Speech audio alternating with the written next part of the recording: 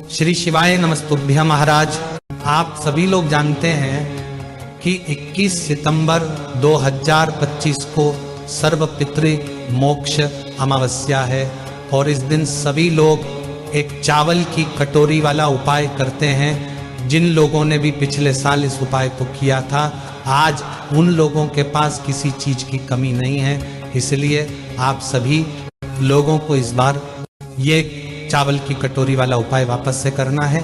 और जो लोग पहली बार इस उपाय करेंगे उनको तो विशेष रूप से इस उपाय को जरूर समझना चाहिए। देखिए महाराज, इस उपाय को घर की बड़ी माता बहनों में से किसी एक माता बहन को करना चाहिए। अगर किसी कारणवश घर में माताएं बहनें उपस्थित ना हो तो उस जगह पर फिर घर का कोई बड़ा सदस्य भी इस उपाय को कर सकता है। महाराज, एक बात और हम आपको बता दें कि इस बार जो पितृपक्ष की अमावस्या है, इस दिन सूर्य ग्रहण भी रहने वाला है। इसलिए इस उपाय को करते समय सूर्य ग्रहण का समय आपको जरूर ध्यान रखना है, क्योंकि सूर्य ग्रहण की शुरुआत से पहले पहले आपको उपाय करना पड़ेगा। वैसे महाराज, इस उपाय को करने का जो समय है वह शाम को 6 बजे से शाम 7 के बीच में है। अगर किसी कारण से आप लेट हो जाते हैं तो रात 8 बजे तक भी आप अपने इस उपाय को कर सकते हैं। महाराज, अगर कोई किसी कारणवश इस समय से भी लेट हो जाता है तो वो रात को 10 बजे से पहले पहले इस उपाय को कर ले, क्योंकि 21 सितंबर को रात 10:59 से सूर्य ग्रहण की शुरुआत हो जाएगी। इसलिए आप इस उपाय को जल्दी से जल्दी करने की कोशिश करें। देखिए महाराज, एक चावल की कटोरी वाले उपाय में आपको एक चीज तो समझ आ रही हो कि इस उपाय में हमें एक चावल की कटोरी लेना है।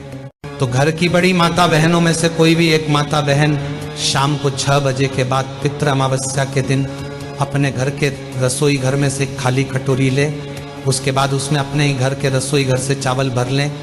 कटोरी के अंदर चावल आपको फुल भर लेना है और ये चावल आपको कच्चे लेने हैं। अब आपको इस चावल की कटोरी के बीचों बीच चावल के ऊपर एक कपूर का टुकड़ा रखना है।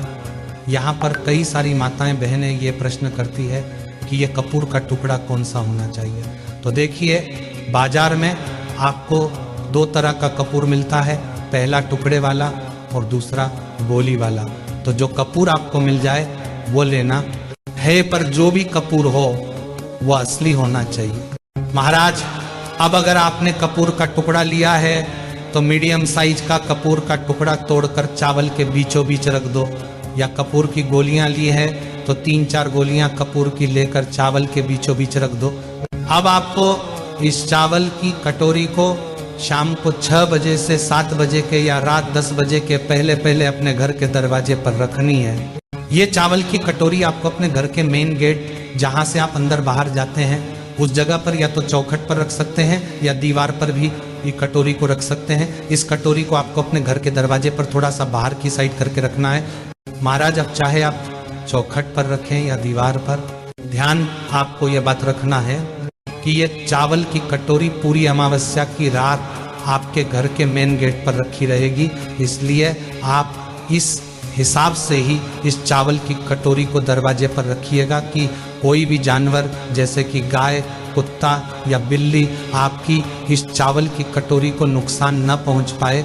आप चाहे तो इस चावल की कटोरी के आसपास कुछ इंटेन रख सकते हैं और ऊपर से कुछ ढक भी सकते हैं, जिससे कि आपकी चावल की कटोरी पूरी रात भर सुरक्षित रहे। अब जैसे ही आप इस चावल की कटोरी को अपने घर के दरवाजे पर रख देते हैं तो आप अपने घर के अंदर वापस आ जाइए और अपने बाकी के जो भी काम है उन्हें कर लीजिए और रात्रि में सो जाएगा। कोशिश करना कि ये उपाय आप तब करें जब आपके घर के सभी सदस्य आपके घर के अंदर उपस्थित हो और चावल की कटोरी को घर के दरवाजे पर रखने के बाद कोई भी सदस्य घर के बाहर न जाए। अब आप इस एक चावल की कटोरी को पूरी रात भर के लिए अपने घर के दरवाजे पर छोड़ दें कि और अगले दिन सुबह शारदीय नवरात्रि शुरू हो जाएगी, यानी कि एकम लग जाएगी। तो आपको सुबह जल्दी उठना है और स्नान करना है, और अब आपका सबसे पहला काम इस उपाय को पूरा करना रहेगा, जिसमें आपको स्नान करने के बाद अपने घर से एक माचिस उठानी है और सीधा उस जगह पर चले जाना है जहां पर अपने घर के मेन गेट पर इस चावल की कटोरी को रखा हुआ था। अभी आपको इस चावल की कटोरी को ना छूना है और ना उठाना। और जब कपूर जल रहा हो तो उस समय आप अपने पितरों से अपने लिए प्रार्थना करें, अपनी गलतियों के लिए क्षमा मांगे।